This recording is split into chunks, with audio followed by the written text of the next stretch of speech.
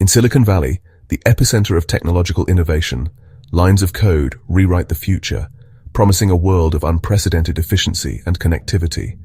Algorithms shape our lives, and glass towers house corporations richer than many nations, wielding influence that stretches across the globe. These companies redefine industries. Self-driving cars glide past cafes, symbols of a future where technology anticipates our every need, where billion-dollar deals are made, shaping the landscape of global commerce and innovation, selling the world a dream of seamless living, a life enhanced by technology at every turn. Yet beneath this shimmering progress, this carefully constructed facade of technological utopia, a human catastrophe unfolds in plain sight, a stark reminder of the human cost of unchecked progress. The paradox is staggering, a jarring juxtaposition of opulence and destitution. The pinnacle of human achievement and the depths of human despair coexist on the same street, a mere stone's throw from each other. A software engineer steps out of a Tesla, a symbol of technological prowess and personal wealth, carefully avoiding a man lying catatonic on the sidewalk, a stark reminder of the fragility of human existence. Gaunt, in rags, lost to addiction, a casualty of a system that seems to have left him behind. This is not rare, this is not an isolated incident. It's the new normal, a pervasive reality that challenges the very notion of progress. The engine of the global economy hums, churning out innovation and wealth at an unprecedented rate, indifferent to the suffering next door, seemingly oblivious to the human cost of its relentless pursuit of progress. This isn't just poverty. It's not simply a lack of resources. It's medieval-style misery at the doorstep of digital gods, a stark reminder of the enduring inequalities that plague our society. The contrast is more than economic inequality.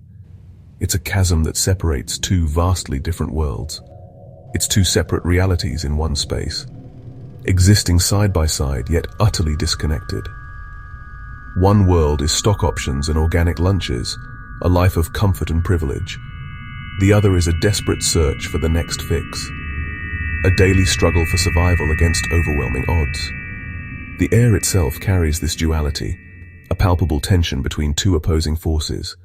Expensive coffee mingling with the acrid smell of fentanyl, a sensory representation of the valley's deep divisions. The architects of tomorrow step over the bodies of today's forgotten, seemingly unfazed by the suffering that surrounds them. The crisis is a mirror, reflecting back at us our own values and priorities, reflecting a profound moral and civic failure, a breakdown of the social contract that binds us together. The dream Silicon Valley sells the world is a lie at home, a hollow promise built on a foundation of inequality and neglect. Walk through San Francisco's Tenderloin or downtown San Jose, and you enter a different world, just blocks from tech giants. The transition is jarring. Clean corporate architecture gives way to open-air chaos. Tents line sidewalks, forming makeshift cities of fabric and filth. Human beings, hollowed by addiction, lie motionless on the pavement. Drug dealers operate openly. Users inject drugs in public view. Needles and burnt foil litter the ground. Public spaces have become open-air drug markets and asylums. Families hurry past, pretending not to see. This is not hidden poverty. It's aggressive, visible, and deeply disturbing. Radical permissiveness has surrendered public spaces to chaos. The same elites who champion global justice preside over local squalor. The two cities of Silicon Valley are a testament to a broken ideology. Watch the open-air drug scenes and you'll see the fentanyl shuffle bodies bent, shuffling eyes unfocused. They look like zombies trapped between consciousness and oblivion. This is the signature of fentanyl, a synthetic opioid 50 times more potent than heroin. Users aren't euphoric, they're tranquilized to the point of incapacitation, sleepwalking through a waking nightmare. The shuffle is more than a symptom, it's a symbol of total loss of agency. They become easy prey for predators in these chaotic environments. The fentanyl shuffle is the final stage of dehumanization. A person becomes a vessel for addiction. Policies that normalize public drug use don't reduce harm, they concentrate it. Society looks on, calling it compassion, but it's really abandonment. We are watching people die in slow motion. This is not compassion, it's complicity. The escalating street drug crisis is fueled by a particularly deadly cocktail, a dangerous combination that's gripping communities nationwide. Fentanyl and the highly addictive stimulant, methamphetamine. Fentanyl, a potent synthetic opioid, acts as a depressant on the central nervous system, plunging users into a near-comatose stupor, slowing their breathing and heart rate to dangerously low levels. While meth, on the other hand, is a powerful stimulant, inducing intense paranoia, hallucinations, and even full-blown psychosis. Together, these two substances create a uniquely destructive synergy, pulling the brain in two drastically opposite directions at once, creating a chaotic internal battle. Users often take meth in a desperate attempt to counteract fentanyl's overwhelming sedation, seeking a fleeting moment of alertness, or conversely, they use fentanyl to try and come down from the intense anxiety and agitation caused by meth. The result is a vicious and relentless chemical roller coaster, a never-ending cycle of highs and lows that relentlessly ravages both the mind and body, leaving lasting damage. This dangerous combination accelerates physical and mental decline at an alarming rate, tragically turning people into the figures often described as zombies, seen wandering aimlessly on the streets. One moment, they're nearly comatose, unresponsive to the world around them. The next, they might be screaming at unseen phantoms, lost in a world of paranoia and delusion. This isn't about pleasure-seeking or recreational drug use. It's a brutal form of chemical enslavement, a desperate attempt to escape an unbearable reality. The agonizing withdrawal symptoms from one drug are often masked, or at least temporarily suppressed, by the presence of the other, trapping users in a perpetual state of crisis, a never-ending cycle of addiction and despair. This is the stark and painful reality playing out on the streets of Silicon Valley and countless other communities.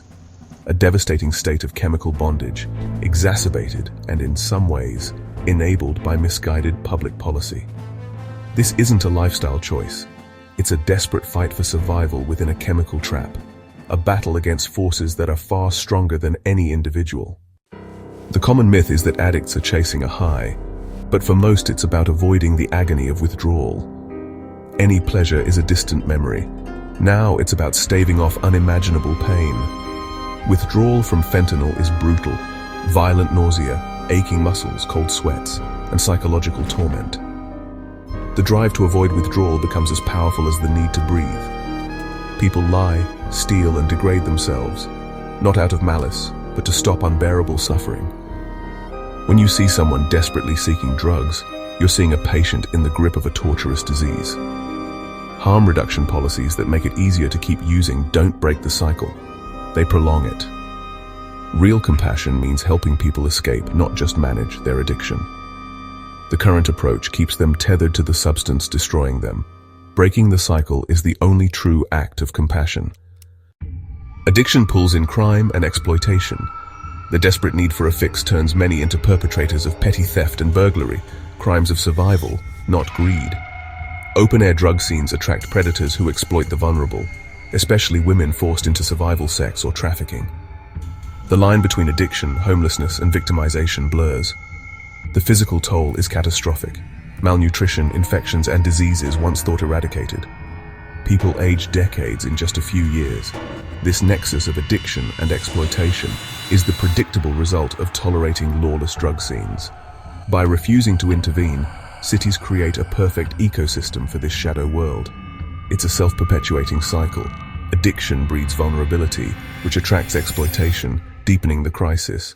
This is not compassion, it's the creation of a human meat grinder in plain sight. The crisis isn't confined to San Francisco or Oakland. It's spreading across Silicon Valley's suburbs. From San Jose to Palo Alto, the same scenes play out.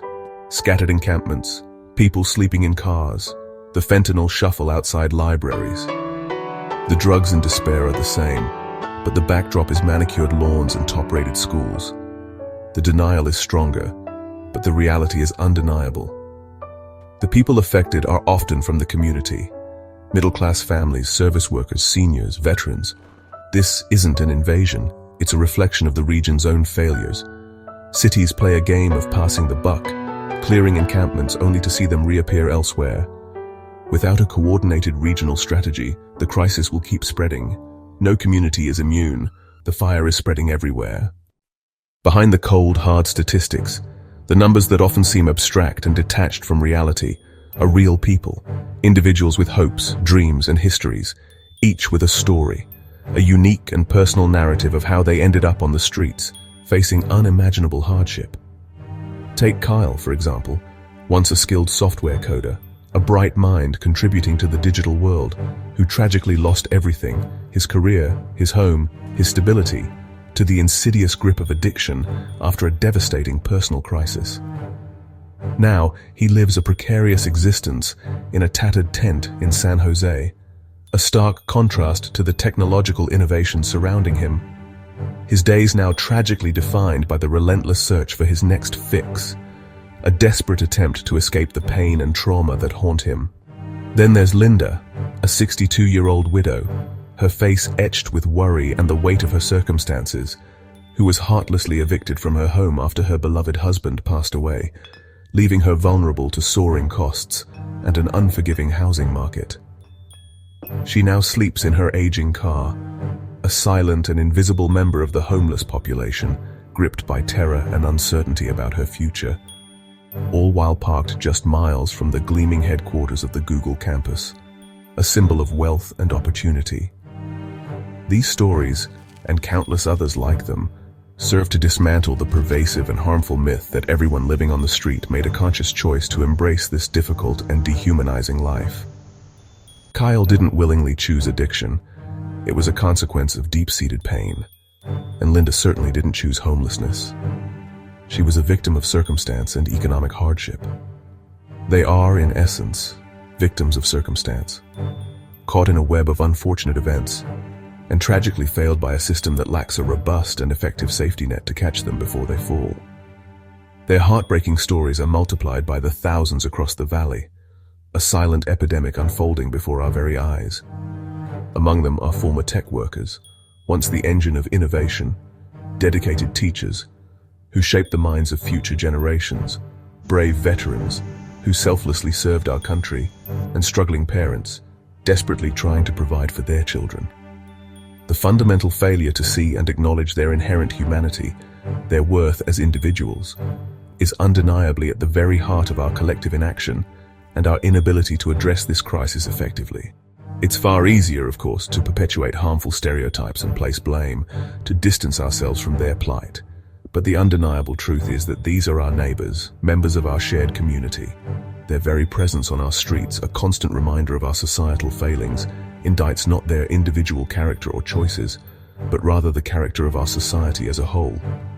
It serves as a stark and unsettling reflection of our collective priorities and our disturbing willingness to stand idly by and allow fellow human beings to fall into abject destitution and despair.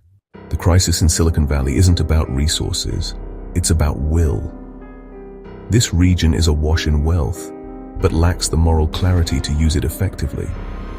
Instead of funding real solutions, treatment, supportive housing, mental health care, we pour money into dysfunctional harm reduction.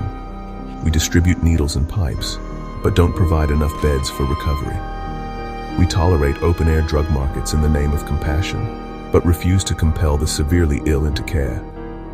Proven solutions exist. Permanent supportive housing with mandatory wraparound services. It's expensive and difficult, but more humane and effective than managed chaos. This is a test of our character. Will we accept the unacceptable, or find the courage to act? The zombies on our streets reflect a sickness in our society. We must act with urgency and empathy before the soul of this place is lost.